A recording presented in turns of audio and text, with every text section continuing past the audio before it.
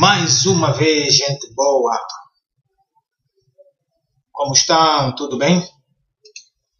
Pessoal, vamos dar sequência à nossa segunda aula. Vamos dar a nossa sequência à nossa segunda aula ainda sobre estatística, pessoal. Então vamos a isso. Hoje vamos falar da distribuição de frequências, pessoal. O que é isso da distribuição de frequência em estatística? Na distribuição de frequência vamos falar sobre percentagem ou porcentagem. Pessoal, alguns falam de percentagem, alguma biblioteca, e vocês vão bibliografias, certo? Vocês vão ver termos como porcentagem, né? Nota-se pelo este símbolo. Este símbolo é que designa percentagem. Significa dividido por 100. Percentagem significa dividido por 100. As percentagens em estatística são usadas com muitas frequências, pessoal. A estatística trabalha mais com percentagens. Então, são usadas com maior frequência. Desta forma, alguns princípios fundamentais devem ser usados quando trabalhamos com percentagens. Temos esse exemplo.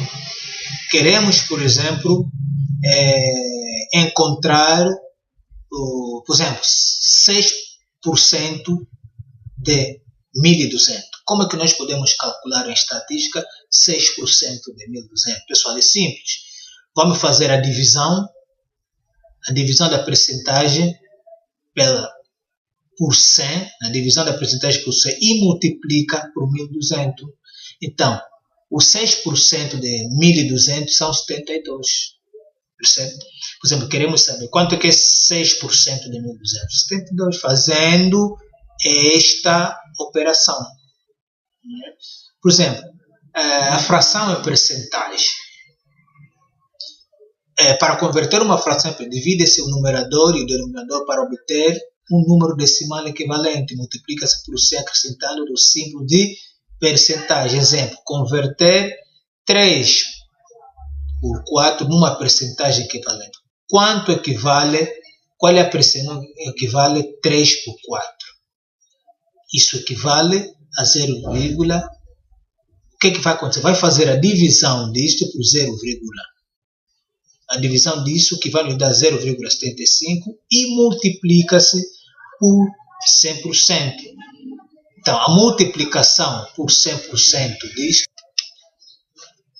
primeiro a divisão disso dá um valor, e este valor multiplica 100% e teremos, neste caso, 75%. Quer dizer, 3 sobre 4 percentualmente é 75%.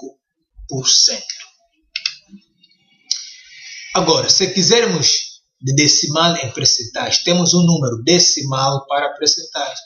Multiplicamos por 100. Por exemplo, 0,5. Quantos corresponde a 4%? 25%. Só fazemos a multiplicação por 100. E, por último, tem uma percentagem em decimal. Por exemplo, tivemos despreza do símbolo. Se quisermos fazer percentagem em decimal, converter 85% num decimal equivalente e multiplicarmos 85% por 100, nos dá equivalente a 0,85. Simples, pessoal. Muito simples. Não se esqueça, pessoal. Qualquer dúvida, deixe lá nos comentários. Para quem é novo a ver essa aula, subscreve no meu canal, deixa um like para ter mais aulas a respeito.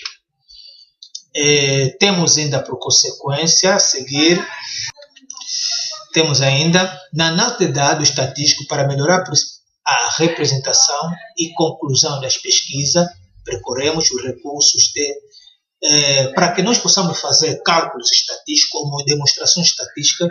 Nós vamos fazer o uso de tabelas de frequência, vamos fazer o uso de diagramas de barra ou diagramas circulares. Então, vamos trabalhar com diagramas e vamos trabalhar com tabelas de frequência para que nós possamos exemplificar tudo numa única tabela. Por exemplo, nas tabelas de frequência, em estatística, nós vamos ouvir muito a falar de... Em estatística, vamos ouvir muito a falar de frequência absoluta, né? Que é representado por F minúscula e I. Sempre que vocês verem numa tabela de frequência, este Fi, F minúscula, estamos perante uma frequência absoluta. E o que é isso? É o número de vezes que um determinado dado ou fenômeno observado. O número de vezes que um determinado dado ou fenômeno é observado, então, é uma frequência absoluta. E a frequência absoluta acumulada é a soma da frequência absoluta de todos os valores de variáveis que são inferiores ou igual a esse valor. Representa-se. Frequência absoluta acumulada é o somatório de todas as frequências absolutas. E é representada por F maiúscula e o I. E por último, temos ainda a frequência relativa. Temos ainda a frequência relativa, que é o quociente entre a frequência absoluta e o número total dos dados observados, representado por F minúscula R e I. Né? Deste modo, a frequência relativa, percebe, é igual a Fi, que é a frequência absoluta, e o N, que é o número total dos dados observados. Pessoal, deve estar atento com esses conceitos todos, para que nós possamos acompanhar as aulas quando chegamos na demonstração das frequências por tabela, por diagrama. Então, devemos dominar estes conceitos todos.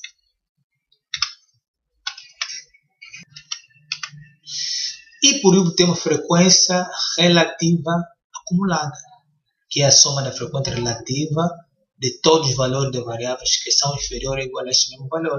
E é representado por F maiúscula, R minúscula e o I. Ok. A representação gráfica, né?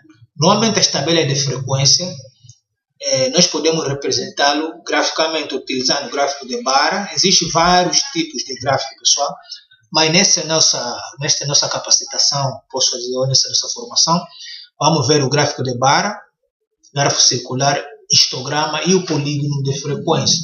São estes gráficos que nós vamos representar todas as tabelas de frequências. Por exemplo, temos aqui o gráfico de barra, que é este gráfico com estas características, né, que vamos denominá-lo como gráfico de barra. Pessoal, este é só um exemplo.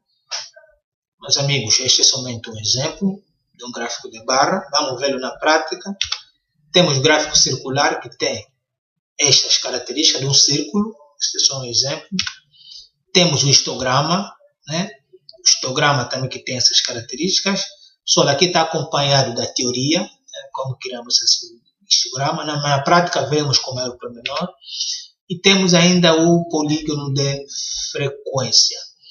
Então, pessoal, esta aula é tudo. Só queria dar a sequência da aula anterior. Então, nos vemos na próxima aula. Tchau, tchau.